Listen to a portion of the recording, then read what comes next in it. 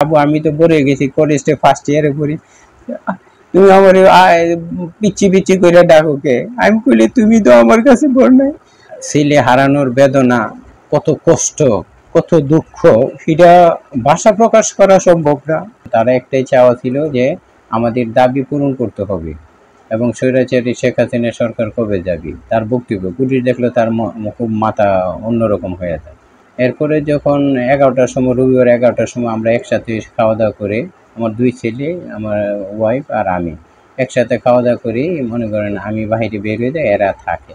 আমি বললাম আজকে যে বড় ধরনের আন্দোলন হবে, আজকে তুমি বের হয়ে না, অতদিন তো গেছো নর্মাল ইয়ারবেদে গেছো, যাতে একটু সাবধানতা অবলম্বন করো। তো আব্বু ঠিক আছে ঠিক আছে কইয়া তখন আমার বললো যে আব্বু টাকা দেও 20 টাকা। আমি বলছি 20 টাকা দিয়ে কী করবো? তো আমার পকেটে 130 টাকা আছে। আমি তো 100 টাকা নেও, না আব্বু তাহলে 30 টাকা দেও। 30 টাকা নেওয়ার পরে বললো যে আমি যেন বের হয়ে গেছি গা, তখন একবার দেখি মনে করেন বাইরে গেছে, তো আব্বু আসতেছি। তো আমি তখন কি আমার এক বন্ধু ফোন দিছি, তখন বাহিরে যাবো, তখন মনে করি দেখি আমি দরজা সামনে গেছি, সাইডে ও আবার উঠতেছে। তা আমি হাতে ধরে বললাম আব্বু আজকে যাও না? আচ্ছা ঠিক আছে আব্বু, যাবো না, বাইরে থেকে ঘুরে আমি আশা করি। ঠিক আছে, তো আসছি। এরপরে নাকি বের হয়ে গেছে 11টা, 11:30টার দিকে বের হয়েছে। বের হয়েছে পরে আর তো মনে কোনো খবর পাত্তা নেই। এই অন্য সময় মোবাইল টোবাইল নিত, ঘুরি টুরি নিত, এবারে মোবাইলটা নেয় নাই।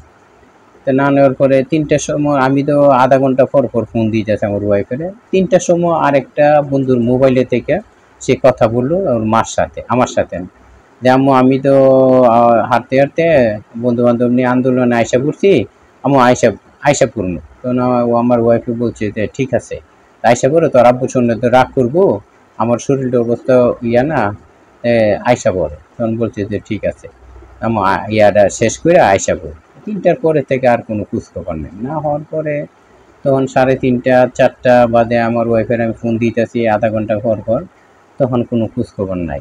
না হওয়ার পরে 4:30টার দিকে আমি বনানী ছিলাম, বনানী থেকে বেরিয়েছি পরে একটা হুন্ডা নিয়ে বেরিয়েছি, বিদেশে উনি মরে গেছি। তখন 5টা 5:30 এরকম বাজে।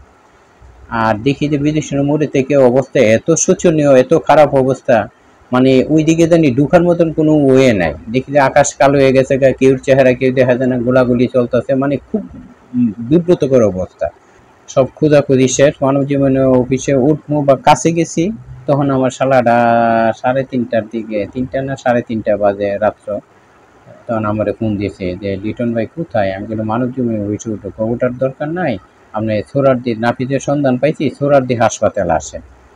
তো ভালো না মন্দ এটাও আমি জিজ্ঞাসা করি না, কারণ আমি 100% শিওর হয়েছি যে মানব জীবনে যে প্রতিবেদন আসছে, যে রিপোর্ট আসছে আর যে ছবি দেখছি, 100% এই যে মারা গেছে, এতে কোনো সন্দেহ নাই।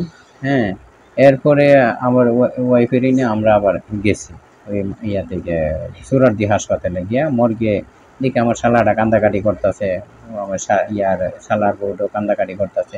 তারপর নিশ্চিত হইলাম যারা মর্গের যে দায়িত্বে আছে, সে বললো যে একটা লাশ আছে, আপনার কি হয়? আমি বলি আমার ছেলে। পরে ভিতরে গিয়ে ঢুকে দেখি খুব মর্মান্তিক অবস্থা, খুব মানে এত এইভাবে গুলি খেয়ে মানে খাইছে, তার যে ইয়ার মতন মানে কোনো ক্যাপাসিটি নেই। যে এই দেখেন মনে করেন এই যে এমনভাবে এইখানে গুলিটা খাইছে, মনে করেন এই দিকটা বের হয়ে গেছে। এরপর মুখে অনেক ধরনের আঘাত, হাতে আঘাত, পায়ে আঘাত। তা আমার প্রশ্ন হইলো যে একটা ছাত্র, তারা তো মনে করেন তারা তো হইলো মেধাবী ছাত্র, কিন্তু তাদেরকে মারতে গেলে একটা মাথায় বাড়ি দিয়া বিভিন্নভাবে আঘাত করা, গুলি করা, এরপরে নাকি পুলিশে বলছে যে মরে নাই তো আরো 2টা গুলি করো, জীবন ভাই 2টা বলছে। কিন্তু আমার প্রশ্ন হইলো দেশবাসীর কাছে, হ্যাঁ রিস্কওয়ালা বলছে, জীবন ভাই কইল, জীবন ভাই আমার লগে কথা হয়েছে টেলিফোনে।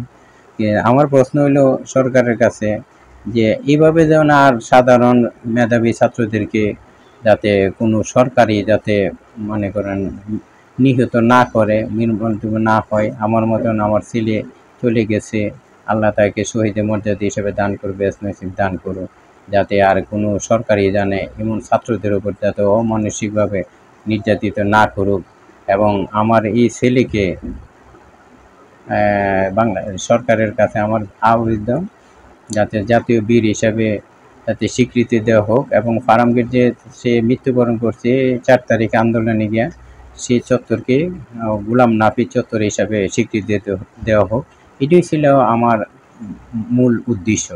আর বাংলাদেশের সরকার শেখ হাসিনা স্বৈরাচারী সরকার যেভাবে ছাত্রদের নির্মমভাবে অত্যাচার করছে, মারছে, গুলি করছে পাখির মতন, কিন্তু আসলে আমাদের সমাজে যে সমস্ত লোক আছে কিন্তু ম্যাক্সিমামই একটা ছেলে বা 2টা বাচ্চা বা একটা বাচ্চা সর্বোচ্চ 3টা বাচ্চা নেয়, কিন্তু এর ভিতরে একটা বাচ্চার ভিতরে 2টা বাচ্চার ভিতরে যদি এমনভাবে মনে করে যে মেরে ফেলে, তাইলে তো আসলে মানে এতে দুঃখ কিছু মানে থাকার নাই। কেন আমরা বুঝি যে আমার ওয়াইফ, আমরা বুঝতেছি বা আমি বাবা হিসেবে বুঝি যে ছেলে হারানোর বেদনা কত কষ্ট, কত দুঃখ, সেটা ভাষা প্রকাশ করা সম্ভব না। যখন আমার ছেলেকে নিয়ে রাত 3:30 বাজে যখন আমরা মর্গে থেকে নিয়ে যাই, তখন আমাদের দক্ষিণখানে আমরা কবর দিই, আমাদের এখানে বাড়ি আছে দক্ষিণখান কবর দিই গণকবরে। তখন আমিও বুঝতে পারি নাই, যখন মনে করেন লাশটা যখন কাপড়টা খুলি আর গুলির যেভাবে সামনের দিকে দিয়ে যে ছোটো করে ঢুকছে আর পিছন দিকে এত বড় ছিদ্র হয়ে গেছে, রক্ত গোসল করানোর পরও আমার ছেলের ইয়া দিয়ে ভিতর থেকে রক্ত আসতেছে, তখন এই রক্ত আর বন্ধ করা সম্ভব হইতেছে না। তখন আমি যারা গোসল করাইবো তাদেরকে বললাম যে কি করা যায়, তখন একটা পলিথিন দিয়ে সাইডে যে চেপে একটা কাপড়ের সাদা টুকরা কেটে এটা দিয়ে তারপরে মনে করেন কাফনের কাপড় পরাইতে হয়েছে। এটা দেখে জীবনের সবচেয়ে মানে দুঃখ, এটা বলার মতন না। এটাই আমি আসলে আমার ছেলে মারা গেছে আমি বুঝতে পারছি। আর বাংলাদেশ সরকার শেখ হাসিনা ক্ষমতার জন্য এত কিছু, এত বাচ্চাদেরকে মারার কি দরকার ছিল? সরকারই মনে করে মানতে চাচ্ছে যে 93% দিব, আবার এটা কাটাকাটি করে কম পার্সেন্ট দিব, ছাত্রদের পুনরায় ক্ষিপছে এটার জন্য। তো সরকার শেখ হাসিনার কি এত ক্ষমতার দরকার? এত ছাত্রর উপরে মেরে তাদের ক্ষমতা এত বেশি প্রয়োজন? তার যথেষ্ট পরিমাণ টাকা আছে, মানুষের একটা মানুষের কত টাকা প্রয়োজন লাগে? এটা আমি সারা বাংলাদেশে আপনাদের মাধ্যমে দেশবাসীকে জানাতে চাই, যে সরকারই আসুক সেই সরকার যেন ছাত্রদের উপর কোনোভাবে এরকম নির্মমভাবে যাতে অত্যাচারিত না করে, নিহত না করে, সেদিকে আমার বেশি আকর্ষণ এবং আবদার। ধন্যবাদ মানব জমিনকে। আবু আমি তো পড়ে গেছি কলেজে ফার্স্ট ইয়ারে পড়ি, তুমি আমার পিচ্ছি পিচ্ছি করে ডাকোকে। আমি কইলে তুমি তো আমার কাছে পড় নাই। আমার ওয়াইফও জানে যে এই যে ফার্স্ট ইয়ারে ভর্তি হয়েছে, কোনো সমস্যা আমার ওয়াইফের হইলে সে মনে করে জড়াই ধরে, আম্মু আমরা তো সাধারণ মানুষ, যে আম্মু আমরা তোমার পাশে দাঁড়াবো, ফ্যামিলির সমস্ত কিছু ইয়া করবে না। আমার ওয়াইফের সাথে তার এক বিছনার মেয়েদে, এই বিছনার মেয়েদে সে শুয়ে থাকতো, কিন্তু এই বিছনার মেয়েদে অনেক সময় শুইতো না, ওই ওর মার বিছনার মেয়েদে গিয়ে শুয়ে থাকতো। আমি কিছু বলে তুই এই শুয়ে থাকে, আমি অনেক সময় শুয়ে থাকলে ও আমার সাথে শুয়ে শুয়ে মনে করেন কাজ করে।